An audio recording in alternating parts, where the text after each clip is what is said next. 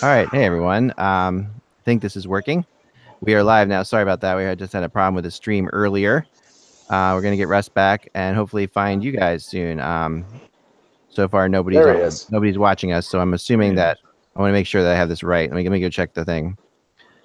Let me just check my. You guys can talk for a second. Yeah.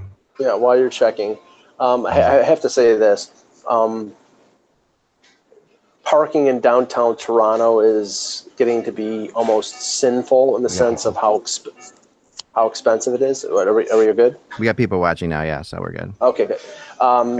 I drove up this morning to cover the Leafs Bruins game, and there's a parking lot maybe 2 blocks away from Air Canada Center, which has been cut in not even half. It's a third of what it used to be because they've sold the real estate and they're building another of 1,000 condos down here.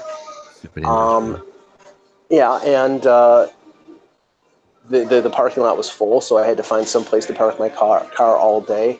And normally I could park for about $20 Canadian. Peter, cost me $35 to park all day. I will be taking the train for the rest of my friggin' life. Yep.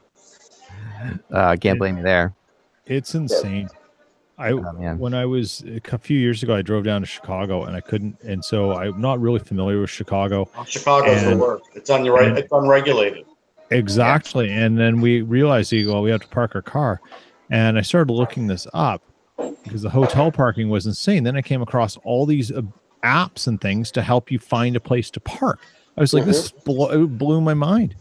What Russ and I were there for the NHL draft last year, and there was a media mixer that we were going to, and we were trying to find a parking lot downtown near one of the hotels, and the parking lot wasn't it $50, $55, something like that.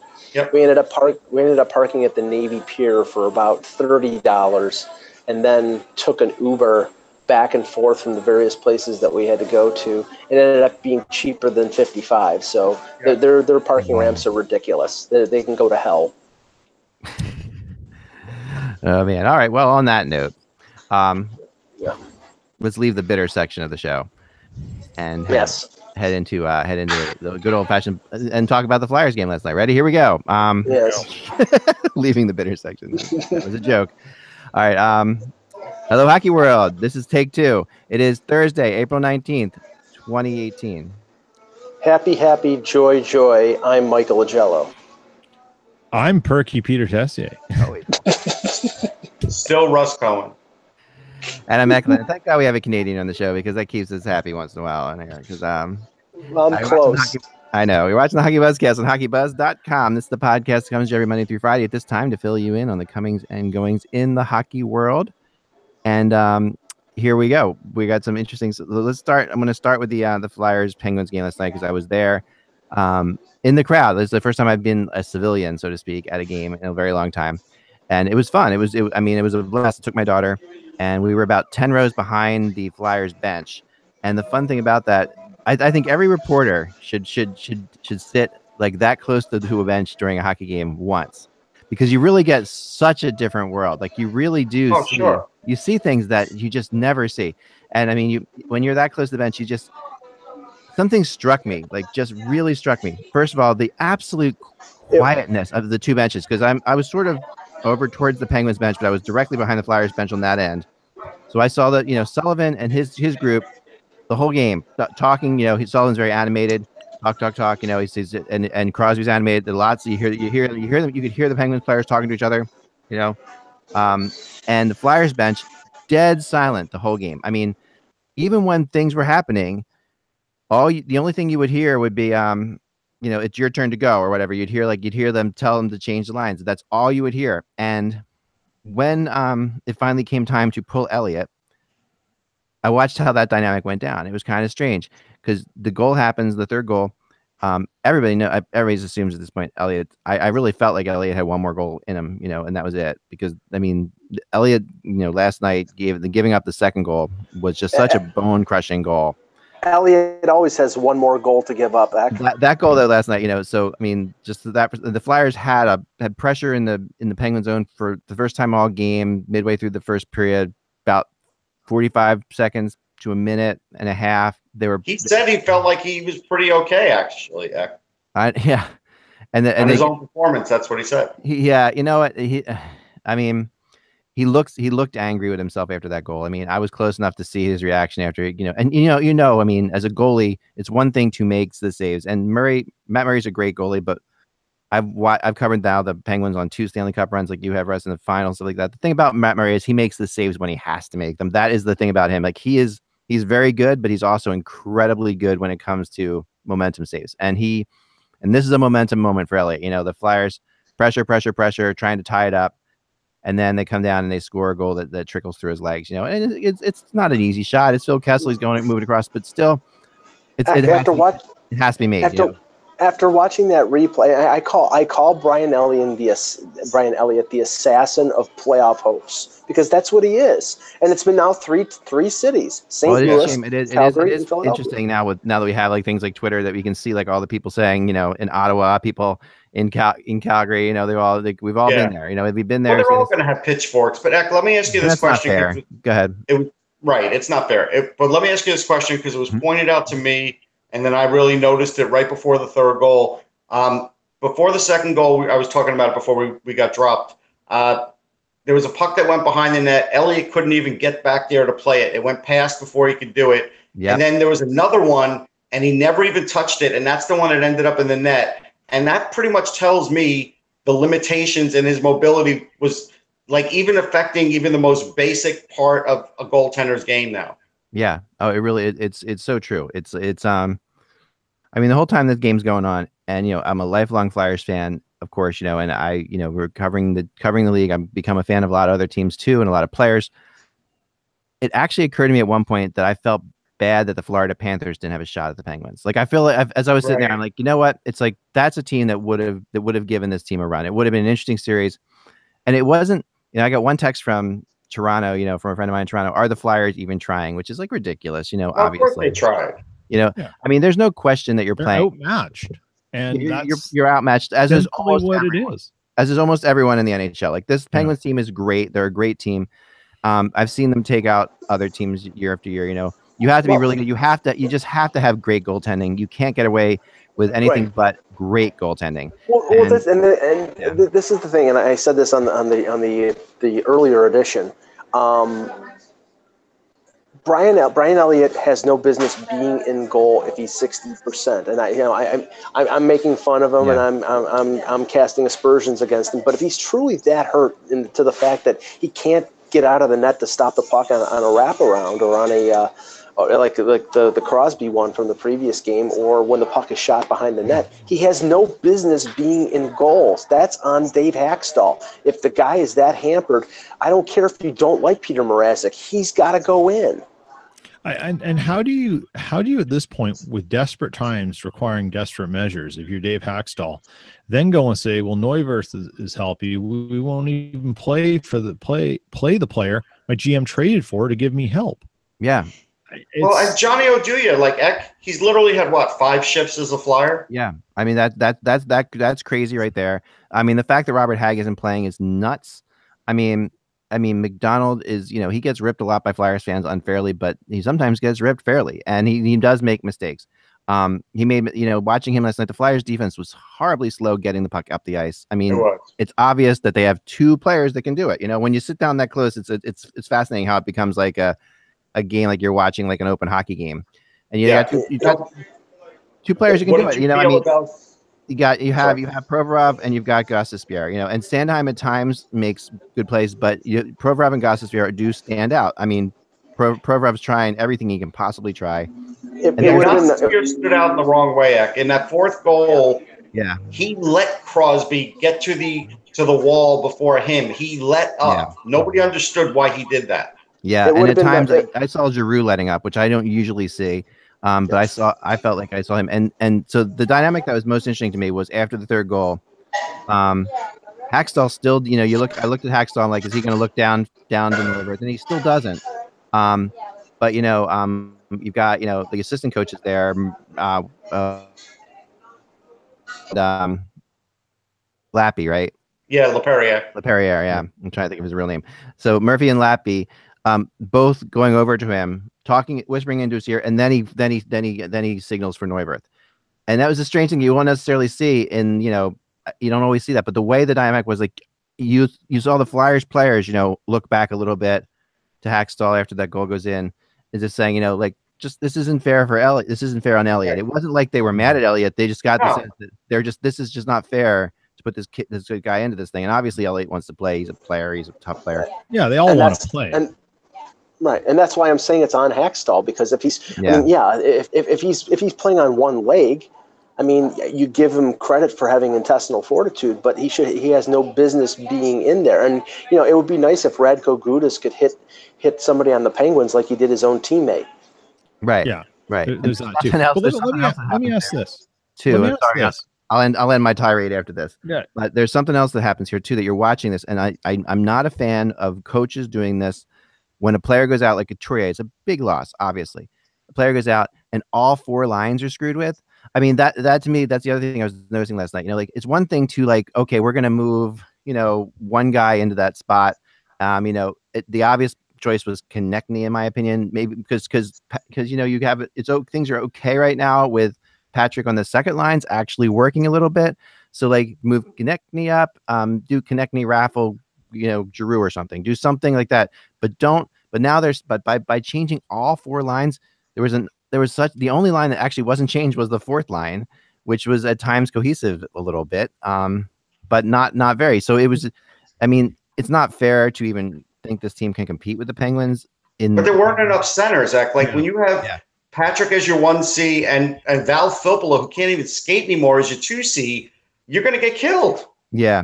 And there is a big difference between the younger players and the older players in the Flyers too. And that's the other thing I noticed being that close. There is a huge disconnect. Even Giroux and Patrick, who talk to each other, but the way Patrick talks to Giroux and the way Giroux responds to him, I mean, just when you see it, it's fascinating to me. Like, there is an we're the older guys, you're the younger guys thing that's happening on that team. Yeah. And it doesn't happen, when you're losing, this kind of stuff shows up, obviously. Yeah. So this raises a whole bunch of questions, and I'll throw them out here. You can sort of take them as you want.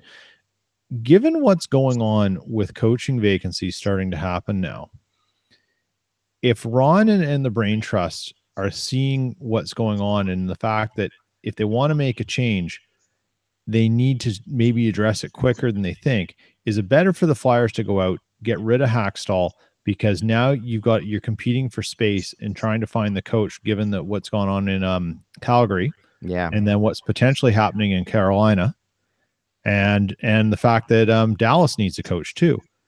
So you've got three options. If you're thinking of changing it, maybe you're better just to get out. And given what you've just explained about disrupting lines, that's the sign of a desperate coach. Yeah. That's a coach who can't see the forest from the trees, because if you know your prospects, if you know your depth on your team, you know that player A slots in here or here with this happens. Yep. Player B slots in there. You've already built your contingency plan for if disaster strikes.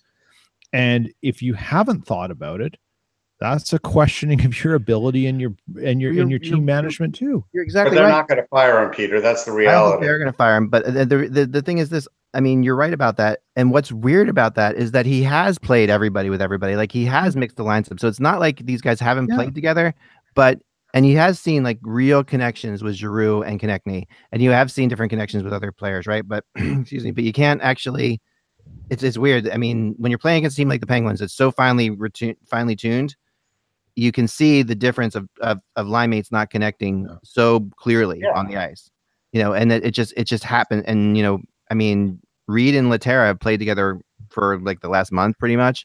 They actually had some connection, and neither of them, is anything that's going to help you, but you actually saw a connection. You need to mention Matt Reed there for a minute, Ek, because when there was like 2 minutes left in the game, he did the cheapest of trips. I know. I saw Rain running.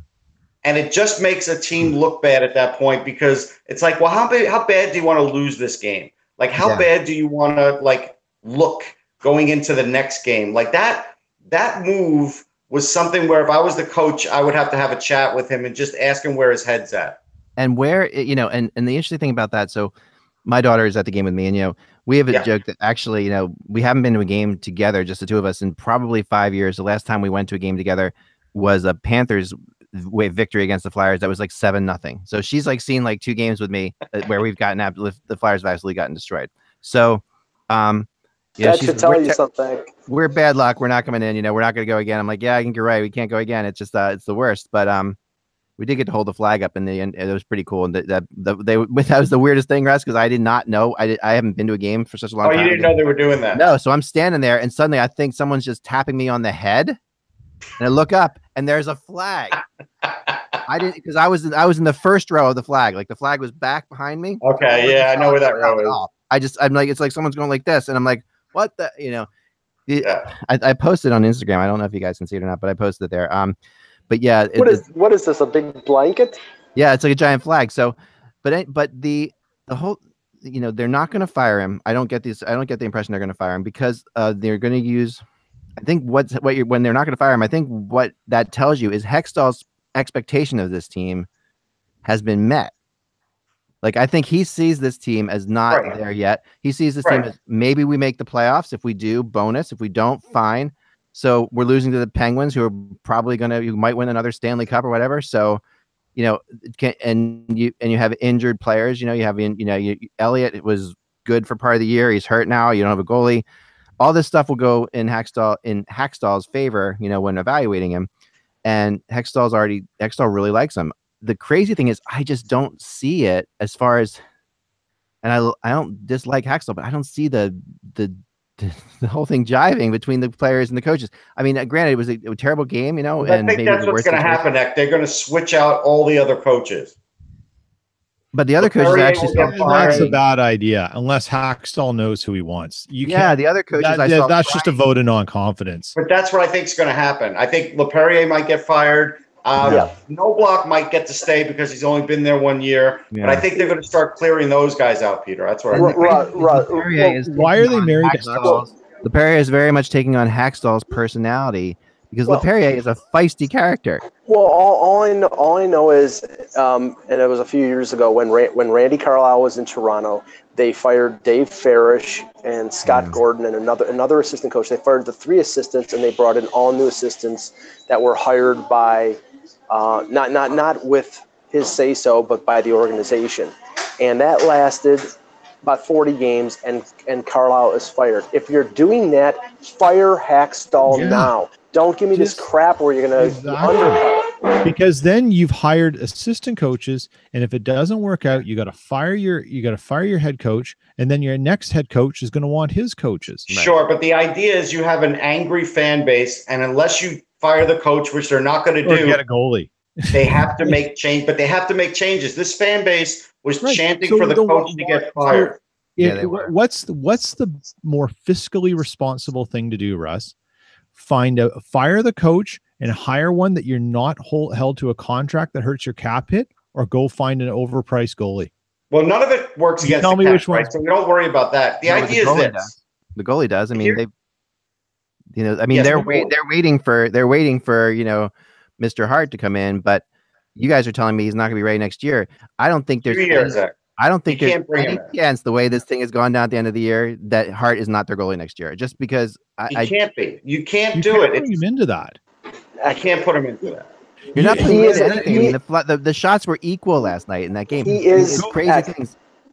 Carter Hart is a grade A prospect, and if you throw him to the Wolves at 19 or 20, all you're doing is shooting yourself in the foot. It's very easy. Ron Hextall. And he might turn into Steve Mason or Pete Peters or any guy like that.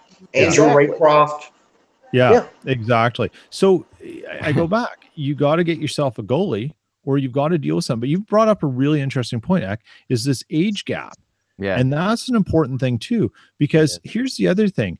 If you're going to go all in on being young, then maybe Hextall's your guy, because that's where his strength lies and his experience lies.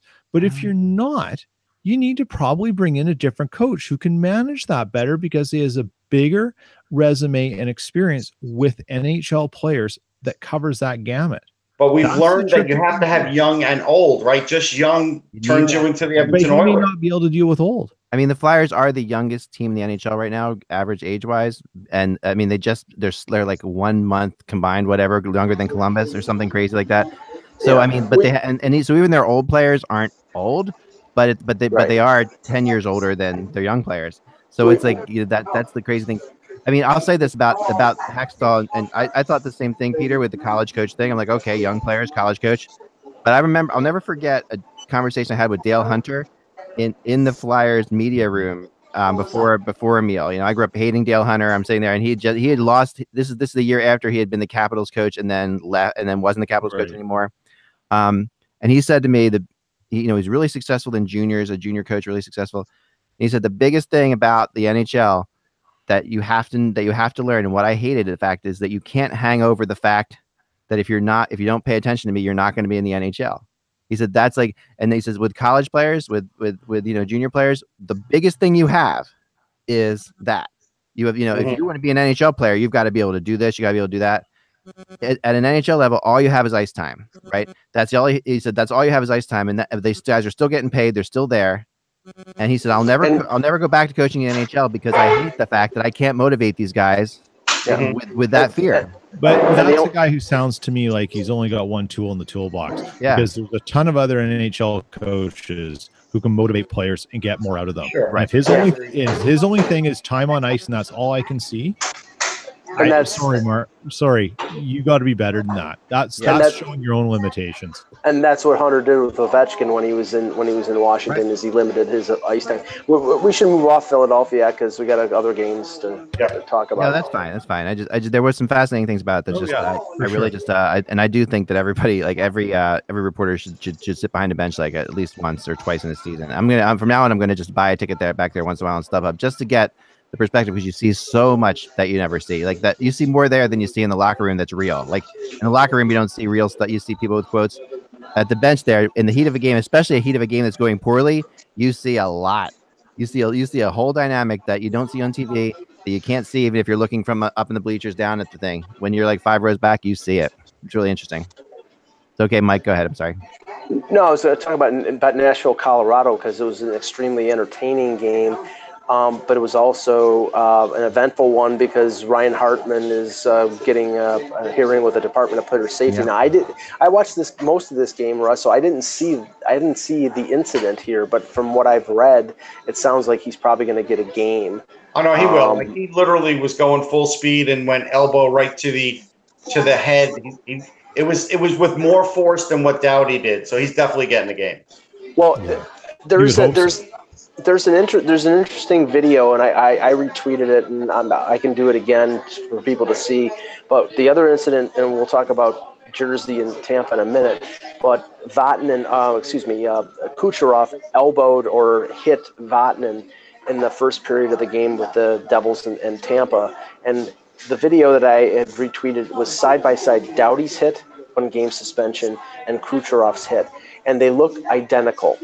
And the only thing I could say is that Kucherov maybe glanced the shoulder a little more, and Kucherov is not even getting a hearing. Now, okay, fine, but you know what? Again, I go to Kucherov, and you can't. I don't know if you can even use the star argument here because Doughty's a star, so is Kucherov.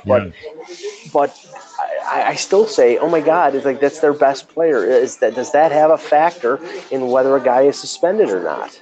Well, Doughty's LA's best player, right? Like, right. That's right. You're right. Exactly. I mean, I agree with what Drew Doughty said, and I don't think he should have been suspended, but I understand, and I'm not going to raise the debate again of his ahead. That's fine. That's over and done with. But I understand the league's point of if you touch the head, we're going to address it. Right. I just don't think, like, I saw that hit live. I watched the replays. I just don't think Kucherov caught his head. It was just, he was in the danger zone. And you learn this in junior hockey. You have your back turned, you're going along within 3 feet of the boards. You better have your head up, because if you do get shoulder hit, it's calamity. It's catastrophic potentially. And that's what happened to Vatanen. I feel bad for the guy. Yeah. But Kucherov had every right to come in that way. It wasn't blindside. It was just have your head up, kid, and he didn't. Yeah, I think it was a continuation because he eventually made contact with his jaw, but it wasn't the principal point of contact. Now, just for that game, we were talking yesterday about Vasilevsky. Russ Vasilevsky was fantastic in that game. Mm-hmm. Yeah, and I mean, most of the time he is. What I found, though, is, and here's the thing. So, like, just the same as the Flyers-Penguins where the Flyers fans are overreacting because the Penguins are killing them, even though the Penguins are the 2-time Stanley Cup champ, and you should take that into account. The same people are doing that for Tampa and saying, well, Tampa's winning a cup now because look what they're doing to New Jersey. But again, overreaction because New Jersey's not great.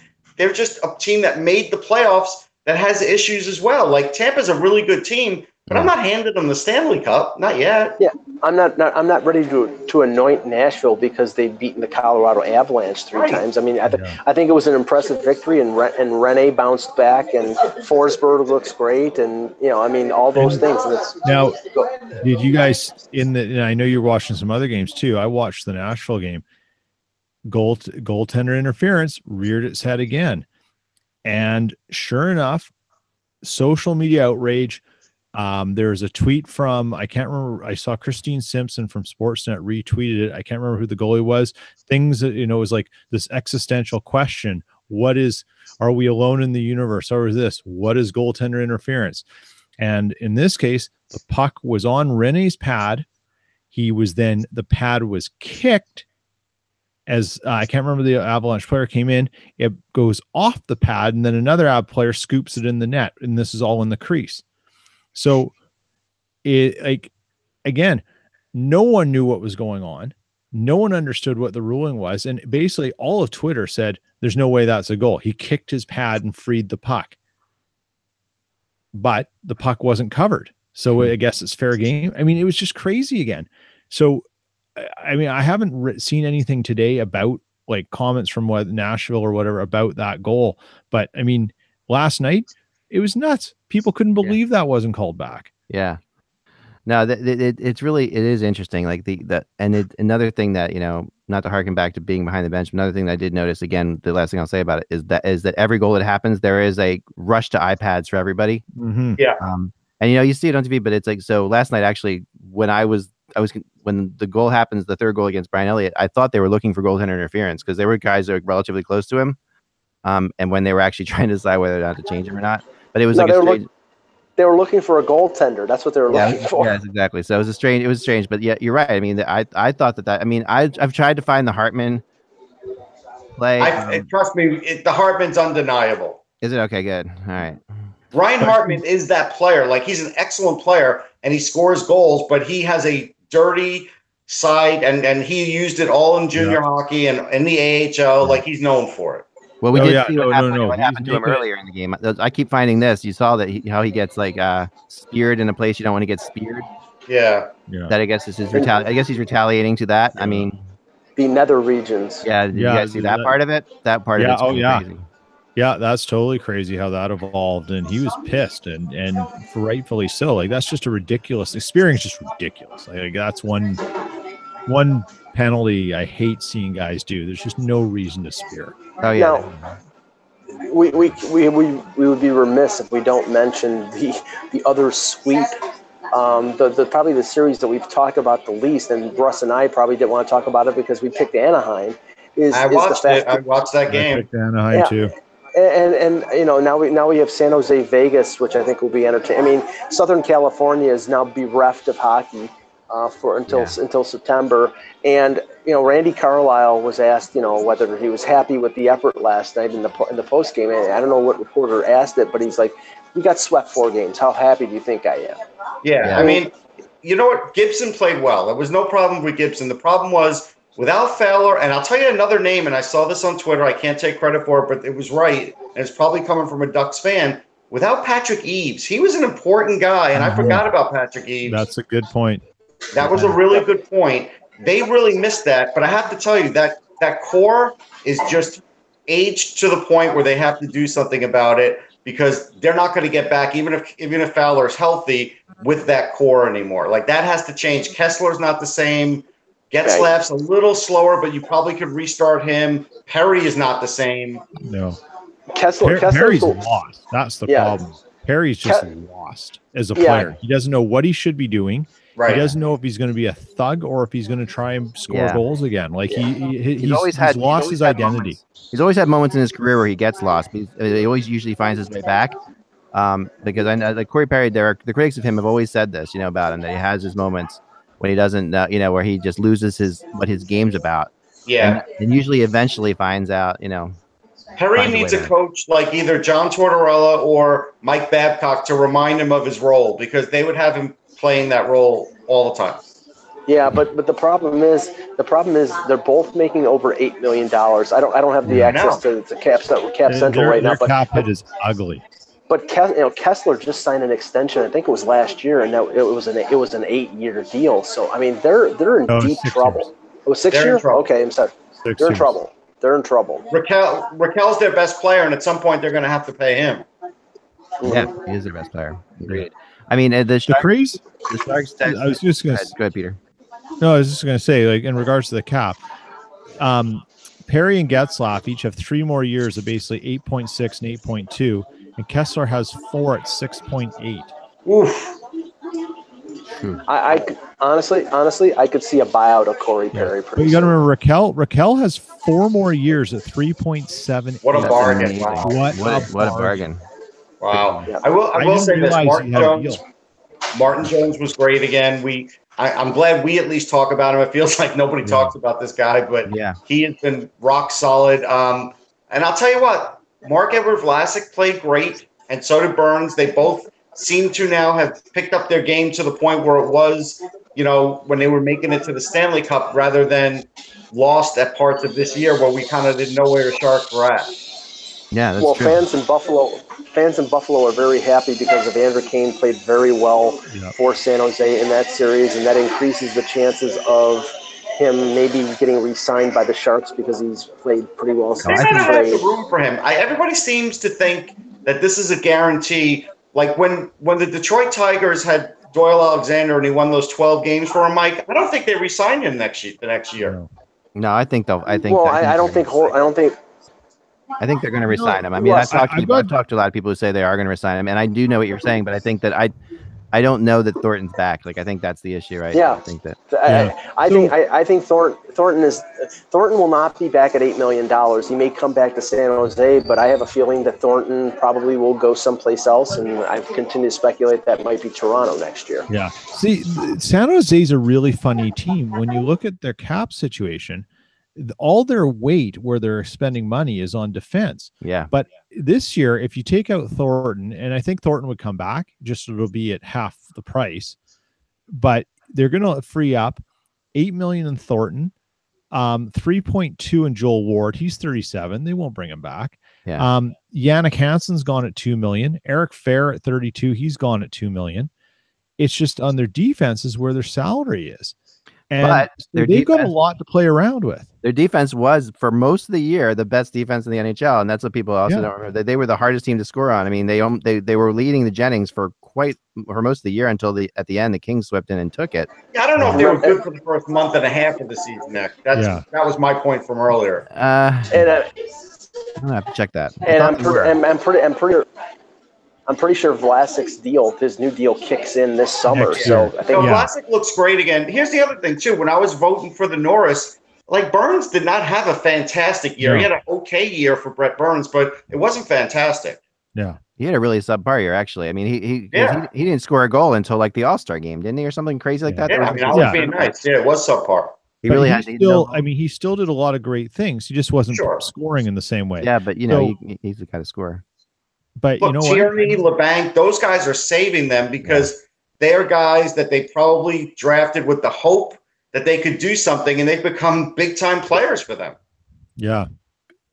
I'm looking in the prospects right now, Russ, and I'm not seeing anyone that stands out to me, but like you said Radom, right? And then I said right now, guys playing like Tierney, LeBanc. Oh, okay. Timo Meyer is definitely still coming on. He's playing. He's got a lot more to prove, but I think he can do it. They're pretty good prospect wise, actually. Yeah. I think and to your point, Ak, I think they have room for Kane, and I don't think Kane's going to get a big raise. I just think he's going to get a par for the course kind of deal. And he's going to have to settle a little bit. Yeah, he's going to have to settle his expectations.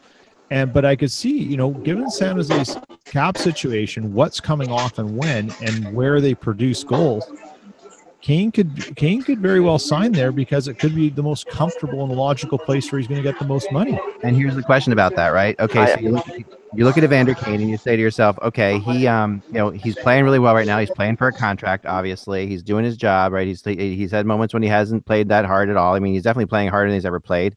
And is just like, a mirage? Are we gonna, if they sign him for a 5-year deal at $6 million or whatever a year, is he back to like being his same old self? Or if he has a really good playoff run here, does that take Evander Kane to another level and he just learns how to play in the NHL and he matures? That's the tough call on this one. I mean, it's really tough because this is what we always thought Evander Kane could be, but but he never was for extended periods of time. He's now has been for a pretty good extended period of time in San Jose, and in doing it at a time of the year that really matters more than ever before. So I don't know. I mean, I think that he's a really tough call on what to do with Evander Kane. I was saying this a couple. Go ahead, Mike. That's why I think if he gets signed in San Jose, he's not going to break the bank, but it's probably going to be sort of like a 5-year, $27.5 million deal. Making what he's making right now, or maybe a little more on a shorter term. He's not going to get 8 years. He's not going to get $6 million a year. I think teams are scared away from those type of deals after like Lucic and Eriksson and a lot of the guys that were signed, Opposo. Those deals are crippling, Peter, especially when the player doesn't show up. What the Sharks have to look forward to, unfortunately, a lot of their great prospects are college guys. Like Josh Norris is an NTDP guy, and then I think he's a college guy, and then Jeremy Waugh has been injury prone. He is a really good offensive defenseman, and he's gotten injured the last couple of years, but he's a guy that literally probably could have made it to the NHL already. So, but the thing is, they do have a lot of college guys, and so like that's where, what you see is what you get for now for the most part, unless, Norris makes a huge step and he just goes right to the NHL, which I don't think will happen. And then, if Jeremy Waugh is healthy for like a year or half a year, you might see him. Yeah. So, you look at this, and we said this before, the thing about that San Jose has to be cautious about is if you sign Evander Kane thinking he's going to be our next thing, because Kane's only 26, right? He turns 27 this fall. So if you think, we'll bring him in and he'll be the core guy, that's the mistake you're making. He's not the core guy. No. Burns, Pavelski, those guys. Those are your guys.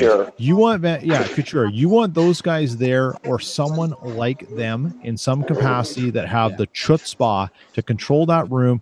And you know what? Kane's the kind of guy, everyone knows him in beer league. He's the rented player that comes in the locker room. You haven't met him before. He blows his nose in his hand and wipes it on his pants. Go score your goals. That's the kind of guy Kane is. But his agent's going to ask for 6 or 7 years, and if I'm Doug Wilson, I'm going to want to give him 3 years. Yeah.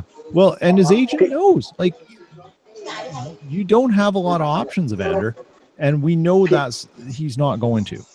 Peter, he's the British Columbia version of Phil Kessel. That's what he is in terms of don't put him in a role that he's not suited for, and he's not suited for being a core player. He's a great complementary player, and that's what he's doing right now. And you can pay him what Kessel's making. You can pay him $6 million on a shorter term deal, but which is what Pittsburgh is paying for him after the trade. But you cannot pay him 7 or 8 and expect him to be a future captain, because he's not going to be that. No, that's a bad idea. With the exception of Vlasic, Murray has been obviously the GM for a very long time in San Jose and doesn't sign long-term deals. Vlasic's the only one. No, Wilson. You're talking about Murray is Wilson. I'm sorry, Doug Wilson. Sorry, Doug Wilson. He's been there obviously for a long time in San Jose, and he's been very good with cap space. Like, just the Sharks are hardly, there was one point in time when they were in trouble cap space wise, and they had to send Norton to the minors. I remember it was a long time ago, but they are I forget who it was. It wasn't Norton. Paul Martin. There you go, Paul Martin. So but they haven't been in trouble for cap space for a long time, because they do tend to do, even with Marlowe and Thornton, they do shorter deals. Yeah. Well, but this was the thing, actually, because they were negotiating with Marlowe last year, and when Marlowe went to the Leafs, Basically, Thornton said, okay, give me the money that you were going to give Marlowe on a 1-year deal. Because basically they were talking about them getting $6 million for 2 years, both of them, and then when Marlowe went to Toronto, he got $8 million for 1 year. That's not happening again. So that $8 million is opening up, and that they'll probably spend 3/4 of it on Evander Kane. Yeah, Right. I don't think so. I mean, the only thing Thornton could go in and just say, "I'll take $4 million and stay." You know, like because Right. Thornton really wants to stay there. I get the impression. I think it would be a huge disaster, by the way, if Toronto signed Joe Thornton. I think that's. I don't think so. I think that's the last thing they should do. I do because Heck, because of his injuries, heck. because of the way because he's slower than you think. He would be a third line center. He's not going to be a top 6 forward in Toronto if they signed him. He would be a third line center and playing with Marlowe. All right, but his It's not like they would. in Toronto is a really hard thing for me to imagine. Like Joe Thornton is like the guy who shows up in sandals. Like I remember when I did my whole like interview with him. I spent a whole day with him. I went to his house. Like he literally leaves. He sits by the pool and this is what he does every day. In sandals. He's so laid back. It's crazy. He loves the relaxation. He loves the whole Northern California thing. He loves the fact that there's no media covering him. I mean, I just think that. I know that if he would, the only way he goes there, of course, is if Marlowe is there again too, because he's not going to go there without Marlowe. That's for sure. Well, Marlowe was a 2-year deal. Yeah. Right. So I mean, that's the only thing you have going for you in Toronto. Yeah. I know that, but the only thing you have going for you in Toronto is the fact that Marlowe is there, right? So beyond that, and the fact that Thornton has not won a Stanley Cup. Now, if he thinks that San Jose is on a better track going forward than Toronto, then he stays with San Jose and he takes $1 million or $2 million a year. If he thinks that the Leafs are, 1 or 2 players away from being a cup winner, then he might take the chance. But at this point, you can argue. You can't sit there and tell me the Leafs are that much closer to a Stanley Cup than the Sharks are. At this point right now. I would agree. Yeah, you can't say that. You can't. I mean, if it's close, he's not leaving. Like if it's one thing if you're going to the Penguins, okay, but because the Sharks have 2 defensemen who are better than any defenseman on the Maple Leafs. Right. They have Vlasic and they have Burns. And I think they have a goalie that's better than Maple Leafs too. So I think that's they do too. I think he's slightly better. I think he is. Okay. That's just my opinion. I mean, I'm not a huge. I like Anderson, but I think he's inconsistent. You care to disagree? I think they're about the same. I was skeptical about Anderson, based on his resume with Anaheim because Anaheim was such a good team, but he got him to a conference final. And this year after slumping in October, which he seems to be a slow starter, I think he's been one of the top 3 or 4 goaltenders in the NHL. I mean, if you're asking me, yeah, he is, but Martin Jones is a little better. That's what I think. Well, so you would say he's one of the top 5 because if he's the top 3, then Martin Jones is the second best goalie in the NHL, which he's not. No, but I think why don't we top 10 for sure. Why don't we talk about the games? Why don't we talk about the games tonight? Yeah. All right, so let's get into this. So there's a lot of stuff going on. I just got another text that's kind of interesting too. So the most interesting game tonight. What do we think? What should we start with? I think it's the Leafs game. I think Leafs Bruins is. Yeah, I think so too. I mean, these are the 2 series that are, like we said before, like the 2 best series of teams go. These are both really good. It's a tough one to watch, but let's start with Toronto. Obviously, where you're there. This is it for the Leafs. I think this is a huge game. If they win this game, all bets are off. If they win this game, they get in Boston's head a little bit, which is what they have to do. If they win this game, they hold serve. If they win this game, I think the series goes 7, as I thought it was going to. I would still give the Bruins the advantage because the Leafs in two games in Boston were thrashed. But if they've gone 16-2 at the end of the regular season at home, and then they win 3, so 17 out of 19 at home. That's a pretty impressive record. But the one thing you have to factor in here, they got a great game out of Plekanec, which I didn't expect. And I heard Dave Poulin from TSN said basically that was the best game that Plekanec has played in 2 years. I think that's true. if they get one more game out of him, then more than likely you're going to get Nazem Kadri back in Game 5 in Boston, and you may get Komarov back. So the Leafs would get some reinforcements back for Game 5, but they have to prove, even if after winning this game, if they do win this game tonight, that they can be competitive in Boston, because right now, for 2 games, they were not even close. I think the one good thing the Leafs have going for them is I think Cassidy is a little too frustrated with the refereeing, and I think it might distract him a bit, where Babcock hasn't even talked about it at all. Happy or not, he's remained completely even and calm about it. Yep. And that's actually, I think, to the Leafs' advantage, because I think after a while, when you have guys like Marchand who tend to be gripers anyhow, and if your coach is griping, sometimes it does create a little bit of a negative element there. So I think the Leafs could win this game, and I thought it was going 7 anyhow, but if it does go 7, that's when you never know. It doesn't matter if Boston has guys that have this experience and are used to the playoffs or anything else. Anything could happen in a Game 7 if you get to that.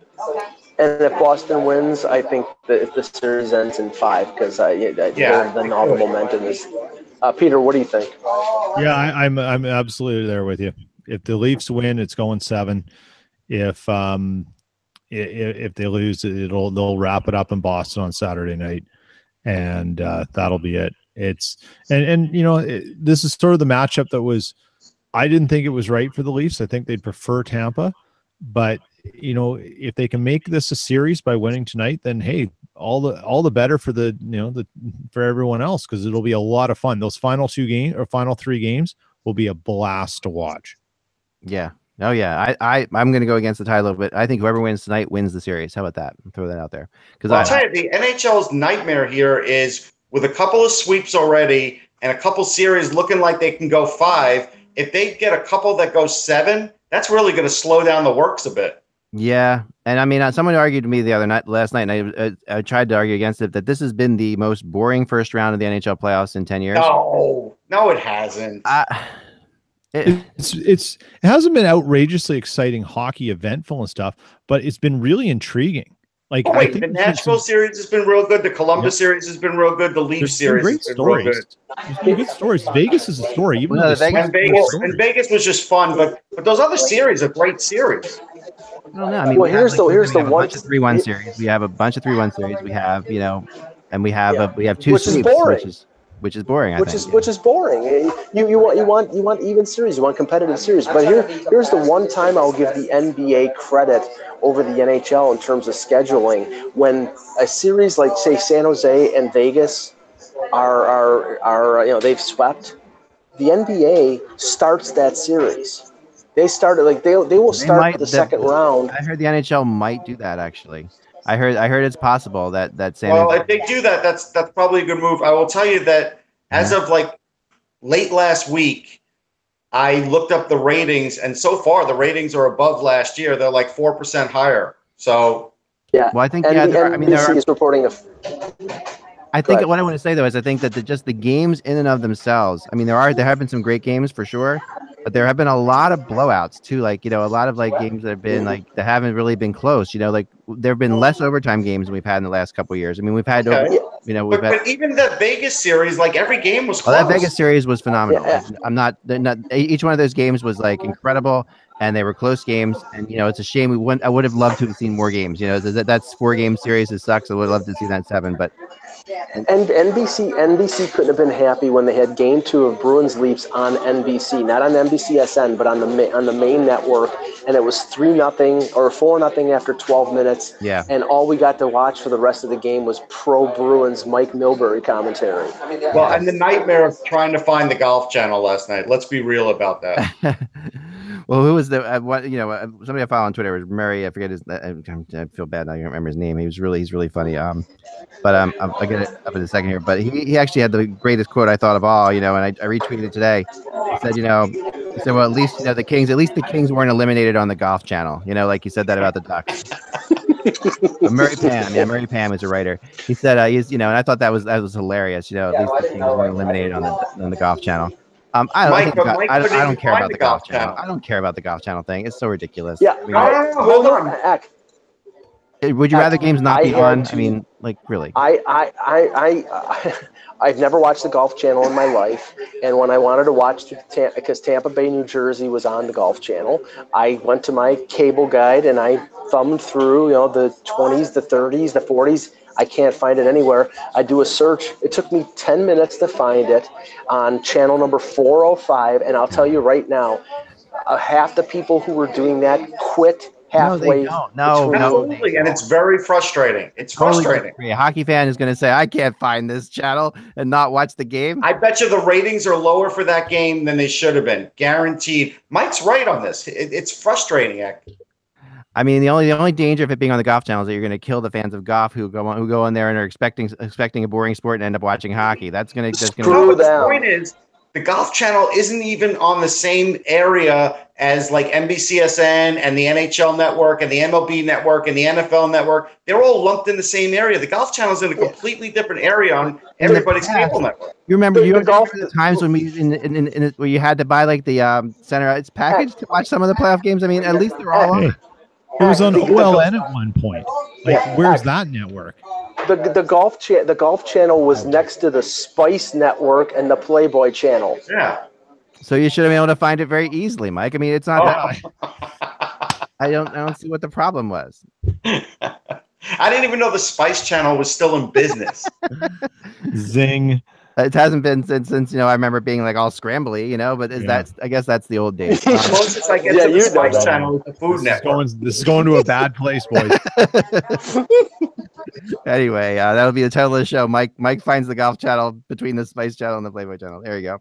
I'm happy the games are on. Okay. And to be honest, I'm watching them usually on the NBC app for the most part. So it really is not. And that's very, if you're watching it on the app, it's fine. I mean, and the NBC app is not, the quality is not as good. So I'd rather watch it on TV, but people end up watching The Voice here. Like, the show, like The Voice is on every friggin' night. So I have to put the NBC app on to watch the games. Quality television. All right, the other game quickly, Columbus and Washington tonight. Do you think this is also a case of whoever wins this game wins the series? Because I do. No. I think both of I think whoever wins both of these games tonight wins the series. Nope. Couldn't disagree more. This series looks like it's going to 7 no matter what. They probably will have 2 more overtime games. Like, this series is as close as you can be. All right. It would be nice. I'm not saying it isn't, but I'm saying that, the Columbus, I mean, then, still could go 7. It would be nice if a home team could actually win a game in this series, because all these home fans are paying for the tickets, and they'd like some gratification to see their team actually win. And I'll throw a crazy prediction out for all of you out there. Ovechkin's going to win it tonight in overtime. Okay. Just because of everything we talked about. I'm not even going there, but I want someone post game to ask John Tortorella. Well, now that you've lost this game, do you feel like you've lost the series? I want someone to ask him that. Yeah, it's got to happen. I know. I mean, we have yet to see torts in the playoffs, which is so much. The playoff torts is so much different than the regular season torts. True, Russ. I never knew. Second round torts. Let's get into the second round. Yeah. I never knew Mount Vesuvius was in. I never knew Mount Vesuvius was in Ohio. Yeah. Can you imagine torts with Crosby out there? How that could be. That would just be. Gosh, it'd be fantastic. That would be fantastic. There's no question about it. All right, that's all the time we have to go here. But anyway, Mike, enjoy the game tonight. We look forward to your reporting. And sorry about the comment I made. Remember, without the buzz, it's just hockey. We will talk to you tomorrow.